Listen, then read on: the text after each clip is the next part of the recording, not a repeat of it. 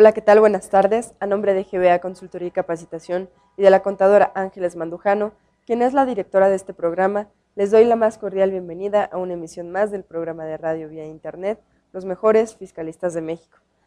En esta ocasión, hablando del tema retroactividad en la deducción de inversión en concesiones, nos acompaña el licenciado Gerardo Nieto Martínez, de quien me permitiré dar una breve reseña de su trayectoria profesional.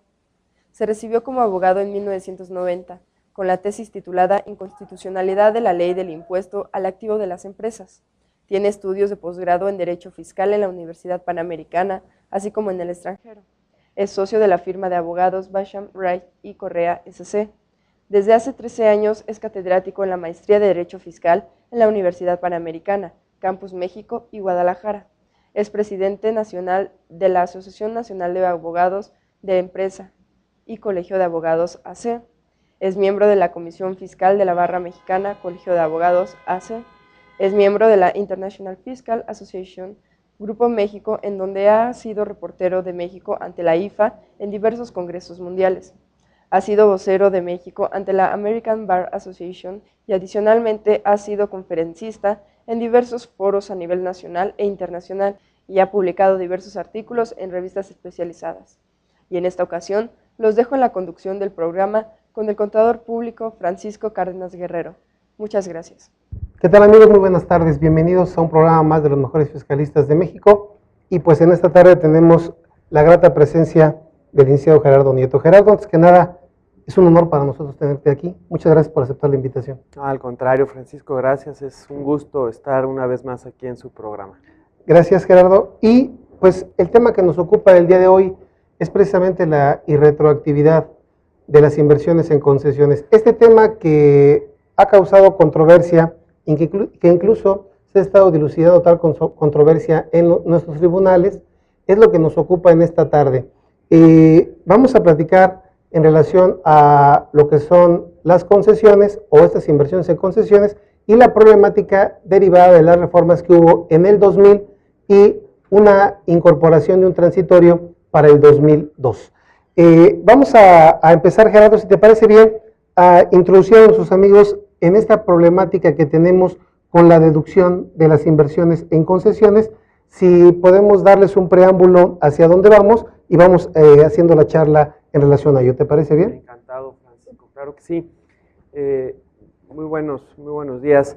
Bueno, como ustedes saben, el tema de la retroactividad en la materia tributaria ha sido un tema muy efervescente y en donde se podrán sorprender, pero para mí la verdad es que no debiera tener nada de efervescente. Aplica, en mi opinión, exactamente igual que en otras materias, solo que hay que entender que partimos de la materia tributaria. Okay. Y en este caso, el tema que queremos compartir con ustedes aterriza básicamente en el tema de las deducciones y dentro de las deducciones en el tema de las concesiones. Recordemos que más o menos en la década de los 90 en México, tras esta apertura que tuvo y la apertura hacia la inversión privada, pues hubo también varias concesiones, ¿sí?, que fueron otorgadas. Estas concesiones, incluso en aquel entonces ni siquiera estaba regulado fiscalmente hablando qué era una concesión para efectos de su reconocimiento a la luz del impuesto de la renta, y se estimó que, bueno, más o menos podría ubicarse bajo el concepto de una inversión, y al ser una inversión, pues caía dentro del supuesto de un gasto diferido.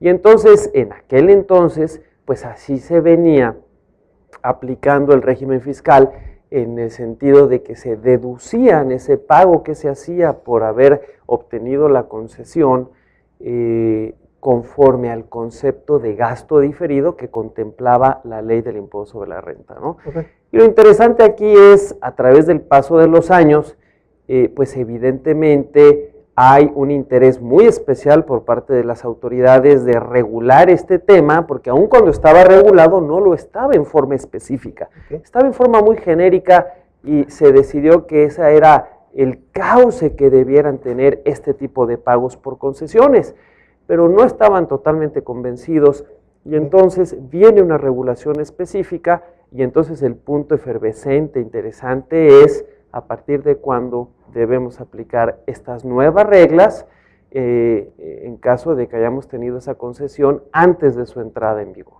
O sea que vamos a irnos a los tiempos, Gerardo. En el 2000 es regulado ya en la ley de impuesto a la renta el tratamiento fiscal para esas concesiones. ¿Sí? Pero me platicabas hace un momento que no había una disposición transitoria que regulara qué hacer con las inversiones que se hubieran efectuado con anterioridad. Es correcto. Y sin embargo, a la luz de la nueva ley del impuesto a la renta vigente a partir del 1 de enero de 2002, se incorpora en el segundo transitorio una fracción cuarta que establece la forma en que se van a aplicar este tipo de deducciones. Y ahí, para ubicar a nuestros amigos, si estábamos hablando de que antes del 2000 se consideraba gasto diferido, la deducción era de un 15% anual.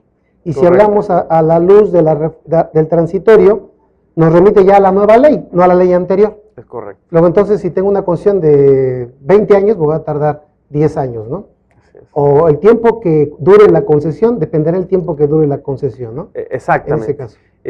Y lo que comenta Francisco es totalmente atinado en cuanto a los tiempos, ¿no? Efectivamente, antes del año 2000, pues la ley simplemente establecía que los gastos diferidos eran deducibles en función de un 15% anual. A partir del 2000, que no tenemos una nueva ley del impuesto sobre la renta, esto viene a partir de 2002, la nueva ley del impuesto sobre la renta. Entonces, en la anterior ley, ya viene por ahí alguna reacción de las autoridades ante todo este cúmulo de concesiones que se venían dando. Y entonces se reforma la ley en el 2000 para establecer que, uno, las concesiones, los pagos por las concesiones, que tal vez debemos empezar incluso por ahí, sí. Las concesiones son autorizaciones que da el gobierno federal a través del Ejecutivo a particulares para que o bien presten un servicio público de la federación o bien utilicen y o exploten un bien del dominio público. Entonces se dieron muchísimas en materia de telecomunicaciones, en materia aeropuertaria, en materia de puertos marítimos, autopistas, ¿no? Entonces fue realmente muy importante la manera en como en la década de los 90, todavía empezando los años de la década del 2000 al 2010, hubo concesiones. Entonces en el 2000 se reforma la ley y establece, uno, qué es una concesión y en cuál de las inversiones debe considerarse. Y simplemente confirma lo que antes ya se venía de alguna manera manejando, aunque fuera de forma general, ahora ya lo hace en forma específica, que también va a considerarse como un gasto diferido los pagos que se hagan por obtener una concesión para prestar un servicio público o bien para utilizar o explotar un bien del dominio público. Sin embargo, lo interesante, Francisco, amigos, aquí también, es que de este año 2000 hasta el 2002, es decir, durante 2000 y 2001, no había ningún transitorio que nos aclarara un poquito el panorama sobre qué debía hacer yo si tenía una concesión que se me había dado antes del año 2000. Simplemente yo tenía las reglas del juego al momento en que me dieron la concesión, una concesión, por decir algo, por 50 años, como de hecho así sucedió en el asunto que trajo como consecuencia un precedente que comentaremos más adelante por parte de la Corte. Y después, a partir del 2000, vienen nuevas reglas. El contribuyente, el gobernado, se pregunta qué debo hacer. Claro. No hay ninguna disposición específica que me diga qué artículo debo aplicar. Y de acuerdo a lo que me dice seguramente mi asesor jurídico, pues yo debo de aplicar la norma vigente en el momento en el que yo incurrí en esa erogación por concepto de inversión. Supongamos que fue en el año de 98, pues la ley en 98 me decía, como tú bien lo dijiste, 15% anual, pues entonces yo aplico 15% de deducción anual para determinar el impuesto de la renta. Viene 2002 y como todos ustedes saben, pues en 2002 desaparece la anterior ley del impuesto de la renta, aparece una nueva ley del impuesto de la renta y en esta nueva ley del impuesto de la renta se repite en forma textual la reforma que ya traía la anterior ley a partir de 2000 en materia de concesiones. Parece que no hay ningún cambio, con una leve excepción. Aparece un famoso artículo segundo, fracción cuarta, transitorio. Y este artículo segundo, fracción cuarta, transitorio, pues nos dice que si un contribuyente venía aplicando las reglas del juego anteriores, ¿cuáles anteriores? ¿Las de 2000 o 2001 o las de antes de 2000? No sé, porque no lo dice. Correcto. Entonces, primera inquietud, pero bueno, decía, si tú vienes aplicando las reglas anteriores a la fecha en que entra en vigor este artículo y venías deduciendo así tu inversión por concepto de gastos diferidos por haber obtenido alguna concesión, pues te aviso que a partir de ahora, no obstante que tú venías aplicando esas reglas, vas a tener que aplicar las reglas actuales. ¿Cuáles son las reglas actuales? Pues las actuales en realidad venían a partir de 2000, nada más que con motivo de que en 2002 surge una nueva ley de impuesto sobre la renta, se repiten esas reglas, pues establece que la forma en que vas a deducir ese pago que en su momento hiciste para obtener la concesión va a ser dividiendo precisamente entre el número de años que te dura la concesión, la inversión que hiciste. Si yo pagué, por ejemplo, 100 millones de pesos por una concesión para explotar un aeropuerto, pues y la concesión es de 50 años, pues entonces tendré el derecho a aplicar una deducción de 2 millones por año, un 2%. Entonces, de repente para el contribuyente pues viene un cambio radical, ¿no? Los gobernados, todos, antes de llegar a hacer una inversión, desde el que pone una pequeña tlapalería hasta el que adquiere una concesión más cuantiosa, que implica un monto más cuantioso, pues hacen una proyección, hacen una corrida financiera. Es imposible iniciar un negocio si no haces eso. Y en función de ver las reglas del juego, claro, es que dicen, ¿voy o no voy? Pero si las reglas del juego pues me las cambian de repente, sin previo aviso, pues tal vez no es lo más sano, no es lo que dicta el principio de seguridad jurídica. Y ahí, Gerardo, muchos nos quejamos de los famosos derechos adquiridos. Hoy yo tenía un derecho adquirido en el momento en que realicé la inversión. ¿Por qué no platicamos un poquito, si quieres acorde con esto, ya entrando en materia, de la irretroactividad o no, de los derechos adquiridos? ¿Qué es eso? ¿Aplican en materia tributaria? ¿No nos aplican? ¿Qué debemos entender? Claro, mira, la no retroactividad de la ley en perjuicio de una persona es una garantía individual.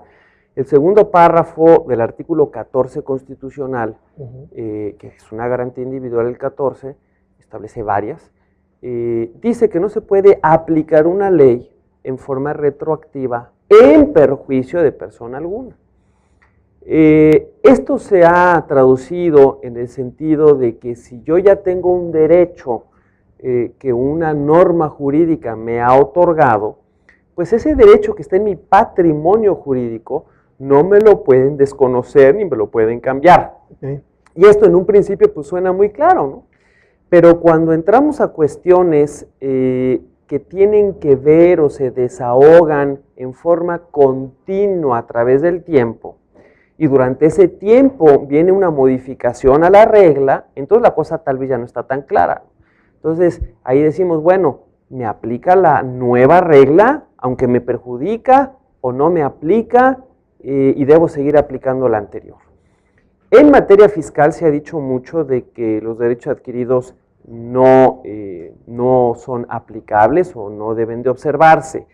Incluso los tribunales del Poder Judicial Federal lo han dicho. Yo francamente no estoy de acuerdo con ese criterio. Además de que no estoy de acuerdo con ese criterio conceptualmente hablando, no lo estoy desde el punto de vista fáctico en que se han analizado los diferentes asuntos y de los que han surgido los precedentes de los tribunales que dicen que no le es aplicable los derechos adquiridos. Primero, la materia fiscal, en mi opinión, por supuesto que le aplica el principio de derechos adquiridos. Bueno, tan le aplica que en el régimen de consolidación se reconoció de esa manera por la propia Suprema Corte cuando las reformas del 99. Pero lo interesante en materia fiscal es que se dice que yo no puedo alegar estar pagando un impuesto a una tasa o con una regla que en su momento estaba vigente, porque el pago de los impuestos pues se va dando momento a momento y yo debo de aplicar las reglas del juego vigentes en el momento específico. Y yo estoy de acuerdo con eso, estoy totalmente de acuerdo con eso. Pero ¿qué pasa cuando surge una situación como esta en el sentido de que la ley me dice que si yo quiero hacer una inversión, por ejemplo, por obtener una concesión, yo puedo deducir esa inversión a razón de X% cada año? En este caso es el 15%, eso decía la ley en el 98, supuesto en el cual obtuve la concesión. Entonces, evidentemente que a la luz de los principios de seguridad jurídica y de, francamente, sentido común, pues yo sé que yo voy a poder aplicar 15% anual hasta agotar mi inversión. Y aquí algunos se deben de preguntar, bueno, ¿quién sabe? Porque la ley no dice hasta agotar la inversión, y eso es cierto. Entonces, como la ley no lo dice expresamente, debemos, como peritos en la materia, interpretar la norma. Acuérdense que la ley no se lee, la ley se interpreta. Y si nosotros interpretamos esta norma cuando dice 15% cada año, aunque no diga hasta agotarlo, ¿cómo debemos interpretar la ley? Bueno, pues desde mi punto de vista, utilizando los diferentes sistemas o regímenes de interpretación, como el histórico, el sistemático. El histórico tiene que ver con la historia que tiene o el antecedente que tiene la norma jurídica que en este momento estamos analizando. El sistemático tiene que ver con que sea armónico con todas las normas que componen el sistema que está regulando un hecho en particular, en este caso, toda la ley del impuesto sobre la renta. El teleológico, cuál es el fin que persigue la norma, y entonces, al hacer un análisis de este tipo, aunque la ley no diga hasta agotarlo, que es una frase muy importante en este caso, yo considero que debe de interpretarse la norma en el sentido de que yo puedo aplicar el 15% cada año hasta agotarlo. ¿Por qué lo digo? Por varias razones. Primero, la inversión yo ya la hice en su totalidad. No lo estoy haciendo 15%, no le estoy pagando al gobierno 15% del total, no, yo ya la hice en su totalidad, ya erogué esa cantidad. Número uno. Número dos, si me dice que es el 15%, el 15 de un todo cada año, debo de considerarlo como un 15% cada año de un todo. Y sobre esas bases, hasta llegar a agotar el todo, es que entonces debe interpretarse la norma. Correcto. 3. Si no fuera así, en mi opinión, estaríamos violando la garantía de seguridad jurídica. Porque ¿quién en su sano juicio diría sí a una inversión de este tipo si supiera de antemano que las reglas del juego pueden cambiar en cualquier momento y sin que él sepa cuáles van a ser? ¿Quién diría, no importa, yo le entro? Nadie. Entonces, es evidente que este ejemplo que estoy poniendo fortalece el criterio, la postura de que la forma en cómo debe interpretarse esta norma es en el sentido de que es el 15% hasta que concluya tu inversión, la norma vigente 98. Incluso hay una tesis de la Suprema Corte ya antigua, la tesis, que dice que si una disposición legal puede interpretarse de más de una forma, debemos irnos por la vía que no genere violación a garantías. Y pareciera ser, conforme a lo que hemos aquí platicado, pues que la interpretación consistente en que yo tengo un derecho adquirido para aplicar el 15% hasta agotarlo, es lo que respetaría la garantía de seguridad jurídica a la luz de lo que hemos platicado y de no retroactividad de la ley en perjuicio. Claro, porque sería tanto como si yo cuando invirtieras en esa concesión te cambiara las reglas del juego y te dijera, mira, ya no son 50 años, son 10. O el monto por el cual estuviste invirtiendo, ¿no? Así es. Ahora, también hay esta teoría de los derechos adquiridos, Gerardo, viene de la mano con otra teoría de los componentes de la norma. ¿Qué debemos entender por esa teoría de los componentes de la norma? Mira, en materia fiscal básicamente se ha hecho un análisis para ver el alcance de este principio de no retroactividad de la ley en perjuicio bajo dos aspectos fundamentales. Uno es los componentes de la norma, que se le llama la teoría de los componentes de la norma, y la otra es la teoría de los derechos adquiridos de Bonecase. La teoría de los componentes de la norma es muy interesante y básicamente consiste en que si nosotros observamos estos elementos que voy a comentar, va a ser más fácil el poder concluir si estamos en presencia o no de un derecho adquirido. Okay. Por eso es que en materia fiscal yo digo que claro que aplica el derecho adquirido. Y entonces este principio radica básicamente en decir, a ver, lo derivado de la disposición legal ya reguló todo ese acto jurídico o no lo ha regulado porque incluso pueden venir acontecimientos a futuro de realización incierta. Entonces, ese es un primer punto fundamental. Y entonces distingue entre dos situaciones.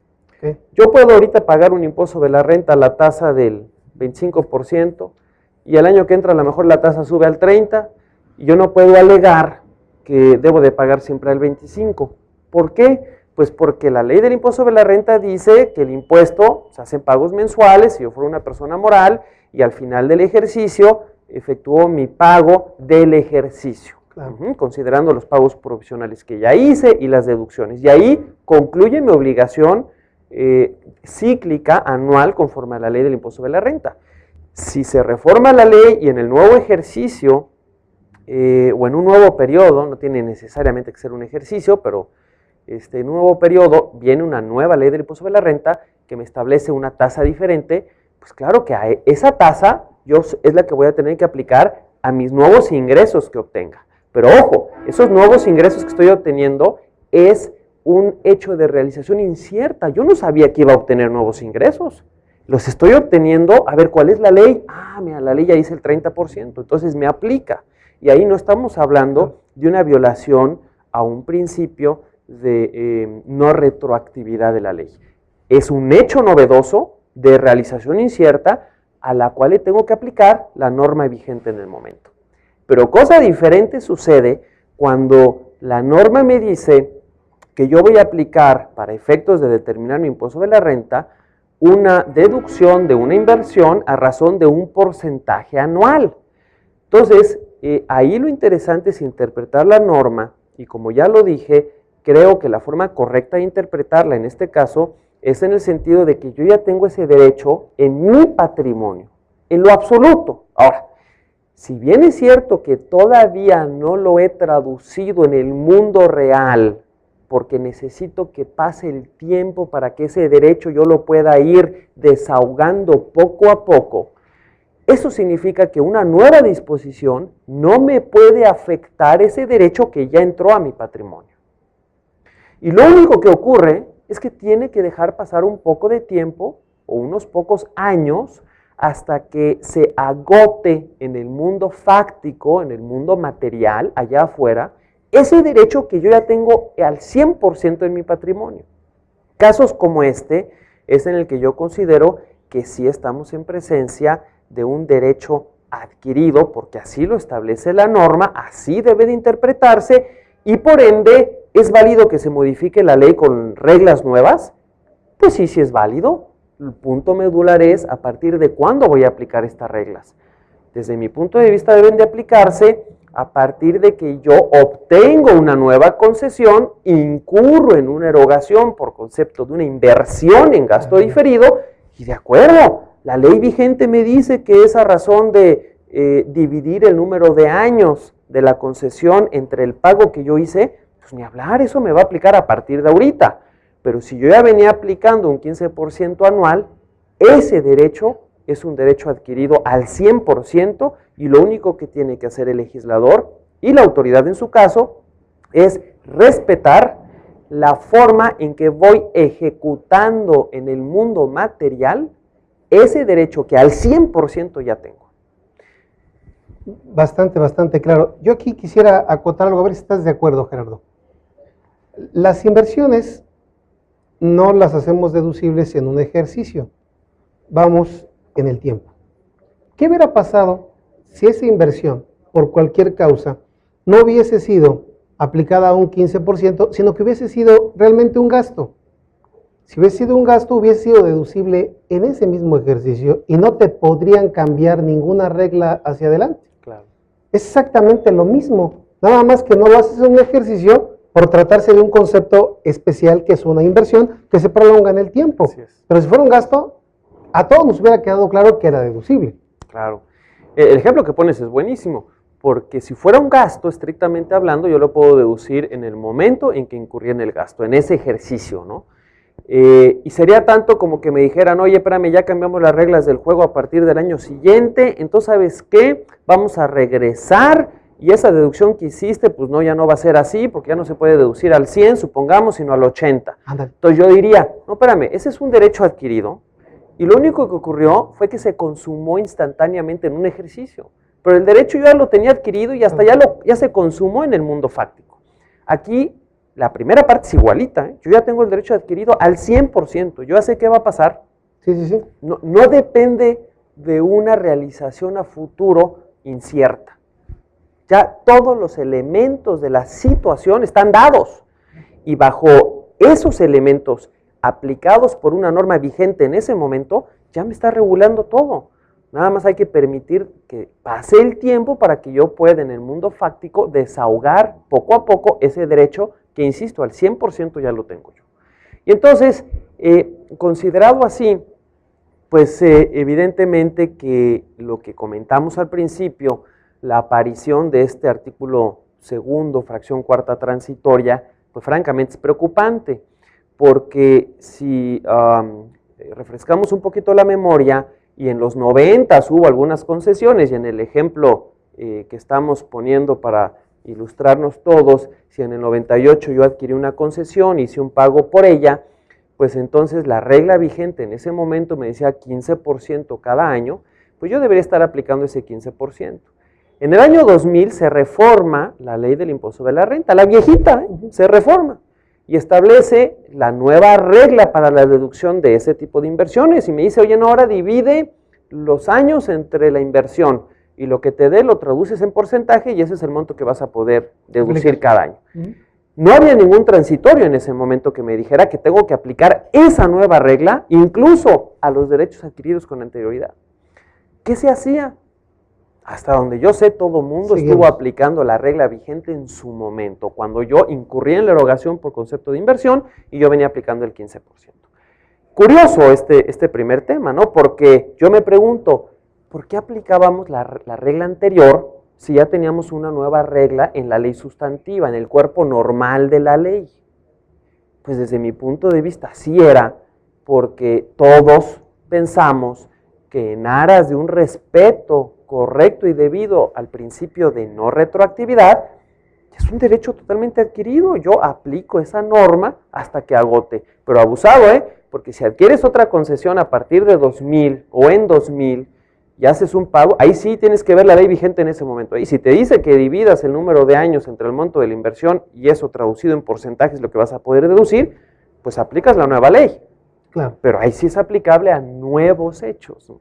Esa parte es importantísima porque eso debió haber respetado el transitorio, en mi opinión. Así es. El transitorio debió haber dicho, bueno, las inversiones efectuadas con anterioridad les aplican las reglas de la ley que se abroga en ese momento. Así es. No decir, las disposiciones las inversiones que se realizaron con anterioridad les aplican las reglas de la ley nueva. Así es. Y eso no quiere decir, Gerardo, para terminar este punto e irnos ya a qué pasó en los tribunales. Esto no quiere decir que el legislador no pueda modificar la ley, no quiere decir que no pueda modificar los porcentajes, no quiere decir que no pueda hacer su labor legislativa, simplemente respetar, como tú bien lo dices, oye, para las que se realicen a partir del ejercicio en que modificaste la ley, pues a partir de ese momento le aplicarán esas reglas. Exactamente. Okay. Y eso que comentas es importantísimo, porque mucho se comenta de que en materia fiscal el legislador tiene facultad pues, para cambiar las reglas del juego, y que en otras materias no. Por supuesto que también. Claro. En realidad, de lo que estamos hablando no es de si tiene o no facultades el legislador para cambiar las reglas del juego. Claro que las tiene. Lo interesante es ver a qué hechos le va a ser aplicable esas reglas.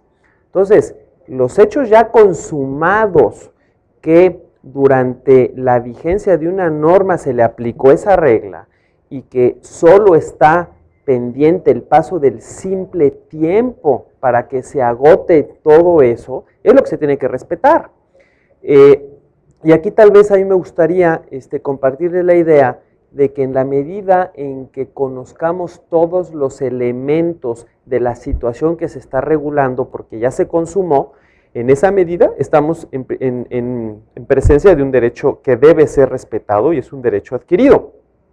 Pero en caso de que no tengamos todos esos elementos, pues yo estoy totalmente de acuerdo en que aplique la nueva ley. Claro. ¿No? Pero esa es la gran diferencia en la que radica el considerar derechos adquiridos o no derechos adquiridos, ¿no? Sino cuando vienen nuevas situaciones de realización incierta, ¿no?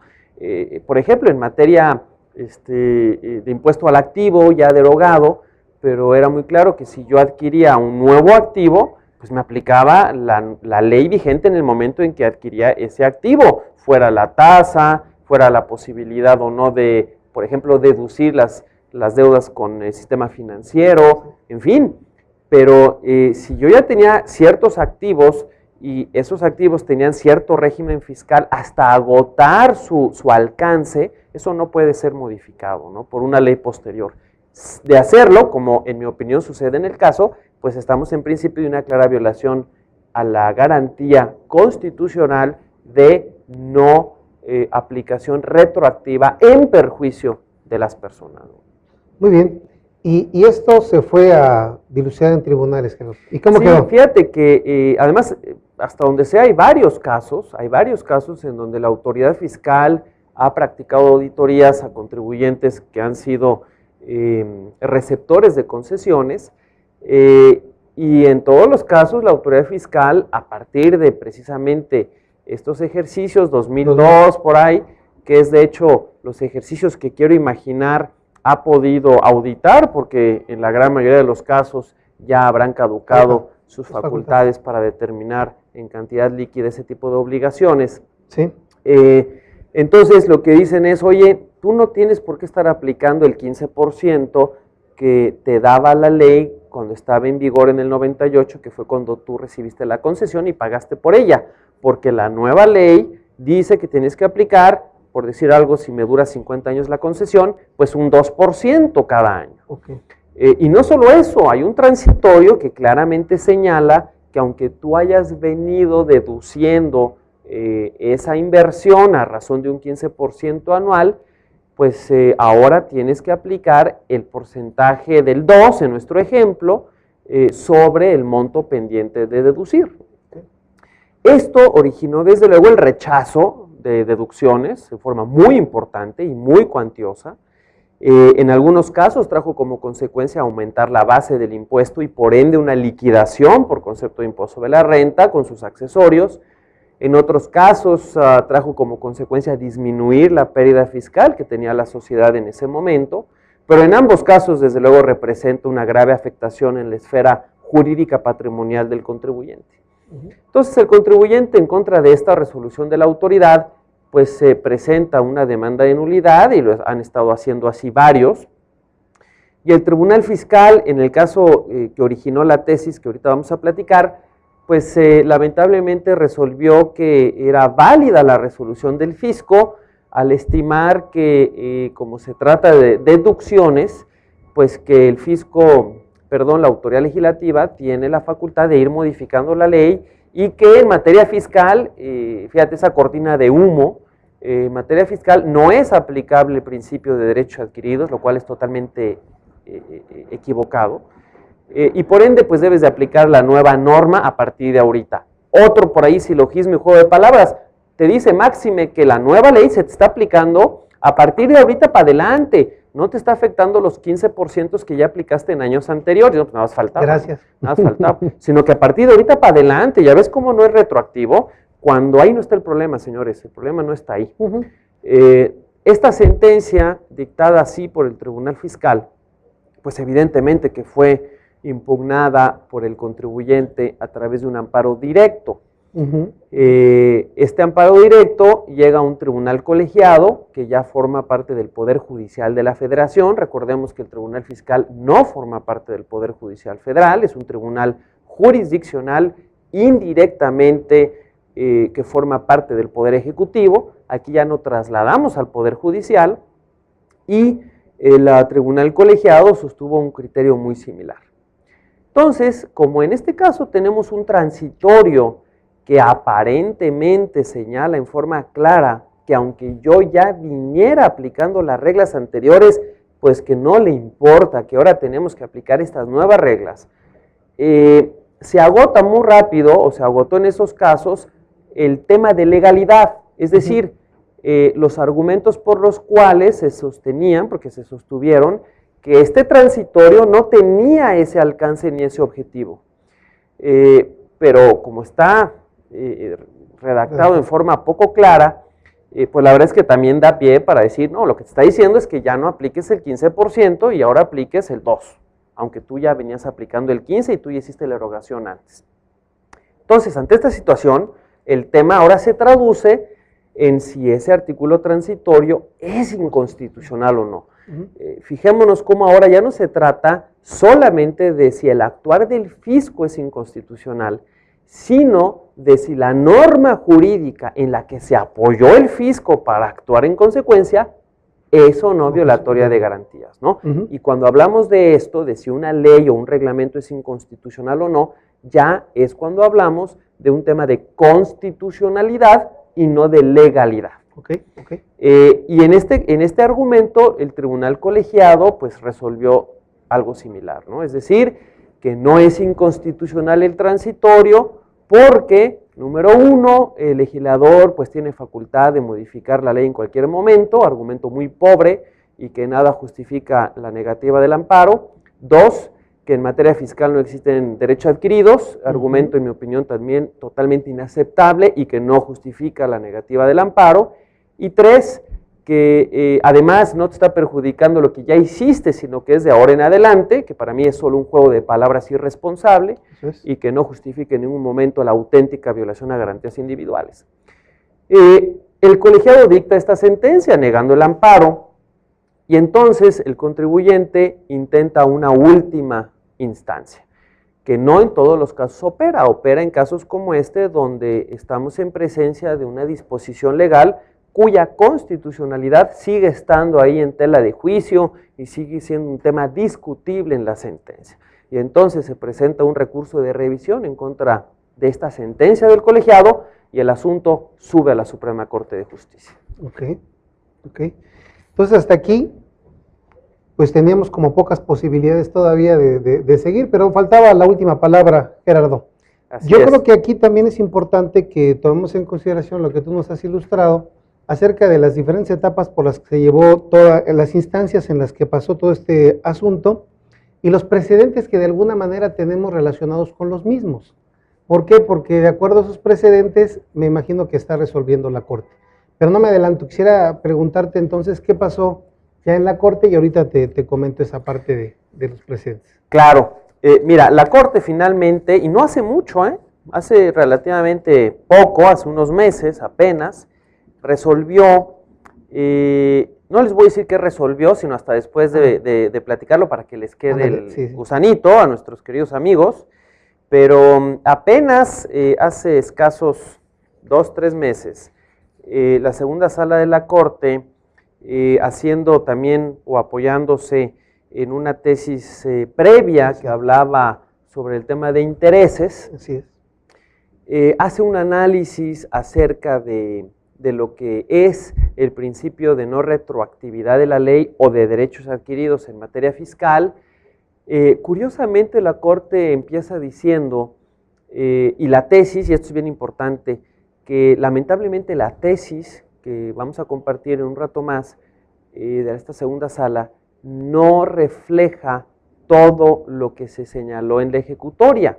Y yo estoy de acuerdo en que claro que no tiene que reflejar todo, por eso es una tesis y no es la ejecutoria, pero sí, ojo, sí debe de reflejar lo esencial. Claro. Y es algo común encontrar en el Poder Judicial, lamentablemente, que a veces dejan de poner cosas muy importantes o ponen cosas no muy importantes y se quedan entonces en la ejecutoria las cuestiones importantes. Entonces, en esta tesis básicamente señalan que el principio de derechos adquiridos no es aplicable pero no solo lo dice a las deducciones, perdón, en materia fiscal dice no es aplicable a las deducciones no es aplicable. Cuando hablamos, y así lo dijo la Corte, de concesiones, el derecho adquirido es solo lo relativo a la concesión per se. Es decir, si te dieron una concesión por 50 años, pues se te debe de respetar los 50 años. Si te dan la concesión bajo X condiciones, deben ser respetadas las condiciones. Pero en materia fiscal y en materia específicamente de deducciones, no, ahí no hay derecho adquiridos porque el legislador puede cambiar las reglas del juego. Y además es de aquí hacia adelante. Utilizando esos mismos argumentos, yo le diría a nuestro Poder Judicial, pues es exactamente igual ese argumento que decir que en el año 30 de mi concesión me digan, oye, ya no son 50, son solo 35. Es exactamente lo mismo. Así es. ¿Por qué? Oye, yo te estoy respetando los 30 años que ya pasaron. Yo no te estoy afectando hacia atrás, te estoy afectando hacia adelante, porque yo estoy en libertad de decir yo, ejecutivo, de cambiar las reglas del juego, y ahora te digo que ya no son 50, son 30. ¿Cuántos llevas? 28, bueno, pues te faltan 2, ¿no? Entonces, no te estoy modificando el pasado, solo te estoy modificando el futuro. Es exactamente aplicable, ¿no? Y finalmente, pues ya tendremos que llegar al sentido de la resolución. La Corte resuelve que no es violatorio de la garantía de no retroactividad de la ley, no viola el principio de derechos adquiridos y por ende este artículo transitorio, segundo, fracción cuarta, a partir de 2002, pues es perfectamente constitucional. Críticas, desde luego, con respeto y constructivas que yo pudiera compartir con ustedes es, número uno, hay que diferenciar muy bien cuando estamos en presencia de derechos adquiridos o no. Y en este caso, en mi opinión, claro que estamos en presencia de derechos adquiridos. Curioso es también ver que la Corte, por un lado, dice que no le es aplicable el principio de derechos adquiridos a este tipo de deducciones. Y me sorprende, y esto no está en la tesis, sí en la ejecutoria, que si ya dijo que no le es aplicable, ¿por qué luego encontramos en la ejecutoria una serie de razonamientos en el considerando pretendiendo justificar que no es violatorio de la garantía de no retroactividad? Si no le es aplicable, ya no hay que justificar nada, ¿no? Simplemente decimos que no es aplicable, principio con el que no estoy de acuerdo en lo absoluto, ¿no? Pero eso me suena a mí en principio muy extraño. Número 2, no estoy de acuerdo con el criterio de la Corte al estimar constitucional este transitorio, porque en realidad debemos de partir de la base de que la inversión ya se hizo y se consumó en su momento. De tal manera que las reglas del juego, conforme a la norma que regía la deducción de esa inversión, cuya erogación ya se hizo en su totalidad, estuvieron vigentes y se consumaron en ese momento. Si la ley me dijera que podía modificarse más adelante, bueno, pues ya sé a qué le tiro, ¿no? Claro. Pero la ley no dice eso, la ley establece que es 15% anual, en el 98 así lo decía, no decía, insisto, hasta agotarlo, pero de una manera de interpretación correcta, teleológica, armónica y sistemática, incluso histórica, nos lleva a la conclusión de que debe interpretarse en el sentido de que es el 15% de un todo y hasta que lo concluyas. Si no lo consideramos así, pues entonces tan fácil como que el particular no hubiera participado en este tipo de concursos para obtener la concesión. Yo les aseguro que si la ley hubiera dicho el 15% anual, pero eso sí, en cualquier momento te lo puedo cambiar, si eso hubiera dicho la ley, entonces ningún postor hubiera decidido participar en la concesión. ¿Por qué? Porque entonces no hay seguridad jurídica. Claro. Y recuerden que la seguridad jurídica es la piedra angular del desarrollo de cualquier sociedad organizada. Antes que cualquier otra cosa es seguridad jurídica. Y como una reflexión, pues yo compartiría con ustedes que lejos de que esta decisión sea una decisión que favorece a México por pensar que le dieron la razón al fisco y que entonces se rechazó la deducción, a mí me parece que perjudica a México. ¿Por qué? Porque va a generar mucho más perjuicio el que particulares dejen de invertir al ver este tipo de precedentes, al pequeño chispazo momentáneo de que, pues ok, se redujo la pérdida fiscal o se confirma la liquidación y tendrá que pagar la empresa. Uy, qué gran beneficio, ¿eh? Versus todo lo que se deja de invertir por precedentes como estos, que en mi opinión, pues son erráticos, son incorrectos, y en mi opinión, desde luego que este artículo transitorio sí es violatorio de la garantía de retroactividad o de no retroactividad de la ley en perjuicio de persona alguna. Y como tú bien comentabas, y lo veíamos hace un momento, es un precedente que va a tener mucha relevancia, porque en otros temas también aplica, Gerardo. Nos aplicó, no sé si recuerdas, algunos años en relación a lo que fueron los automóviles, en el monto original de la inversión de automóviles. ¿Sí recuerdas ese asunto, no? Exactamente. Entonces, de 300 mil pesos a 175 mil pesos. Entonces, ahí aplica también. Nos aplicó también el caso del saldo de la CUFIN. También, claro. Entonces, la CUFI negativa. La CUFI negativa, exactamente. Entonces, son muchas cosas que trae aparejado esto. No nada más es decir, resolvieron de esta manera y ya pasó, no, porque va a traer consecuencias. Ahora, tengo entendido que también hay otros asuntos en espera, ¿no? Esto no es una jurisprudencia, ¿verdad? No, esta es una tesis aislada de la segunda sala, y bueno, vamos a ver cómo se resuelven los demás asuntos que eventualmente tendrán que llegar a la Corte, y ya sea la primera o la segunda sala, pues resolverán al respecto, ¿no? A lo mejor los radioescuchas me dirán, no, pero es la segunda sala porque es la que se dedica a fiscal. Pues a mí me encantaría poder decir eso, pero la verdad es que es un manoseo de asuntos en la Corte que las salas ya no tienen especialidad. La verdad es que cualquiera te resuelve de cualquiera, lo cual no me parece nada correcto, o bien el Pleno. Y en caso de que fuera jurisprudencia, pues que esperemos que no, esperemos que se reflexione sobre este tema, pero en caso de que sea jurisprudencia, es decir, que haya 5 resoluciones en este mismo sentido, cumpliéndose con una votación mínima de 4-1 en sala o de 8-3 en pleno, pues esa jurisprudencia le sería obligatoria a los tribunales inferiores. ¿A quiénes? A todos, a tribunales colegiados, a las salas del tribunal fiscal, a juzgados de distrito que eventualmente pudieran llegar a ver este tipo de asuntos, y entonces pues tendrían que aplicar la jurisprudencia en ese sentido. Y en esta parte, Gerardo, también nos habías hablado un poquito, y lo dejamos ahí pendiente porque nos involucramos en otros detalles, sobre las concesiones. ¿Te parece? Aprovechamos 5 minutos que me quedan para hablar un poquito acerca de las inversiones en concesiones y su tratamiento fiscal. Desde luego. Bueno, miren, básicamente la idea de las concesiones, que como lo platiqué en su momento, son relativamente, en los 90 fue cuando tuvieron su máximo impacto. Se estableció en la ley, en un principio, que los gastos diferidos era lo que más se le parecía a las concesiones, y entonces pues se estimó, incluso en algunos casos con oficios por parte del fisco confirmando el criterio, de que había que deducir conforme lo decía la ley en tratándose de gastos diferidos.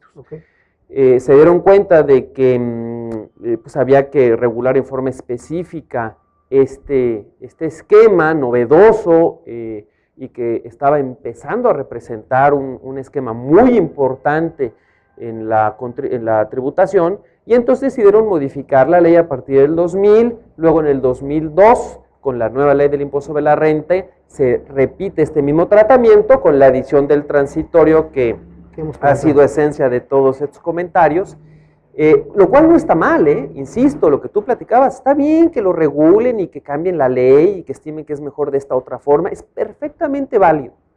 No estamos cuestionando la facultad del legislador para modificar la ley en un momento determinado, pero lo que no es posible es modificar la ley pretendiendo cambiar, modificar o alterar situaciones que ya se consumaron ante la vigencia de otra regla que estaba vigente en ese momento, y que lo único que debemos esperar es el paso del tiempo para ejecutar lo que la regla ya me dijo y consumó en su totalidad. Y el ejemplo claro es los coches que comentabas, las concesiones, 15% cada año. Esto ya no me lo puedes tocar.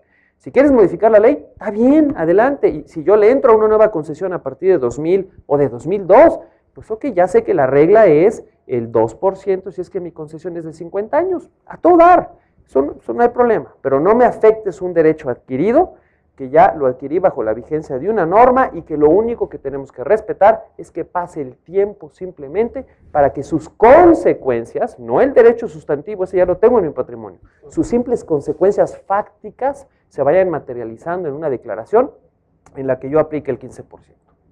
Claro, claro. Finalmente se opera aquí un diferimiento, ¿verdad? Ellos quieren que te difieras la deducción mucho más tiempo del que te habían estipulado. Gerardo, pues ha sido bastante ilustrativa esta parte, no me queda la menor duda, pero sí quisiera que si hay alguna pregunta que no te haya hecho, algún comentario que quieras hacer adicional para cerrar el programa, pues cederte la palabra. Oh, pues te agradezco mucho, Francisco. Pues miren, en realidad yo creo que asociaciones, instituciones, firmas como esta, como los colegios de contadores, los colegios de abogados, tenemos una responsabilidad muy importante en el mundo fiscal, porque recuerden que en la medida en que exista estabilidad, seguridad jurídica, en esa medida vamos a tener más inversiones, vamos a tener más fuentes de empleo, mayor riqueza, más oportunidades, más pago de impuestos. De tal manera que nos toca a nosotros, en forma respetuosa, en forma profesional, insistir en que este tipo de decisiones de los tribunales pues deben ser reflexionadas, comentar el por qué no estamos de acuerdo y el insistir para que tratar, en este caso, por ejemplo, de que no se llegue a formar una jurisprudencia al respecto, ¿no? La NADE, por ejemplo, es uno de los principales colegios de abogados en el país y gracias a la actividad de los colegios ha evitado cosas importantes, como por ejemplo, recordarán todos ustedes que hace unos 2 años, más o menos, 2 años y medio tal vez, pretendieron aniquilar el amparo contra leyes fiscales. Claro, quienes están a favor de ello simplemente decían acotarlo, ¿no? Era en realidad matarlo, aniquilarlo y por ende sería un paso en retroceso importantísimo. Hubo un albazo, la Cámara de Diputados sin mayor aviso simplemente aprobó esa iniciativa de reforma constitucional incluso, porque venía desde ahí, llega a la Cámara de Senadores y en ese momento los colegios de abogados de mayor reconocimiento en el país nos movimos y afortunadamente no pasó ya por la Cámara de Senadores, ¿no? Y ese tipo de acciones respetuosas, reconociendo nuestras instituciones, insisto, pacíficas, pero son muy importantes que la sociedad organizada los lleve a cabo, porque solo así los gobernantes, las autoridades se darán cuenta de que ahora son otros tiempos. Ahora la rendición de cuentas es muy importante y cada vez vamos a poner mucho mayor atención en ello. Ahora el hecho de que desaparezcan monopolios y duopolios públicos y privados es una necesidad imperante para que este país pueda salir adelante. El hecho de que el sindicalismo por fin entienda que su auténtica labor, su auténtica función es representar dignamente los intereses de sus agremiados y no hacerse de fortunas escandalosas a costa del propio país y de sus propios agremiados. Acabar de entender que la educación es un concepto esencial para el desarrollo del país, no puede ser una moneda de cambio, no puede ser un simple elemento de negociación en el ámbito político del país, eso es precisamente un lastre para México. La educación es algo esencial, valioso y casi sagrado, y así debe ser tratado. Cuando entendamos todos que esta es la forma en que debemos de actuar, tendremos un nuevo México. Pues Gerardo, amigos, hemos sido ilustrados en esta tarde en relación al tema de irretroactividad en las inversiones en concesiones. Creo que no hay nada más que agregar. El tema ha sido bastante interesante. Quiero aprovechar, antes de despedir el programa, para agradecerte, Gerardo, la confianza que depositas en nosotros y agradecerte que hayas aceptado esta invitación. Al contrario. Fue un placer contar contigo. Amigos, hasta la próxima con un programa más de los mejores fiscalistas de México. Buenas tardes.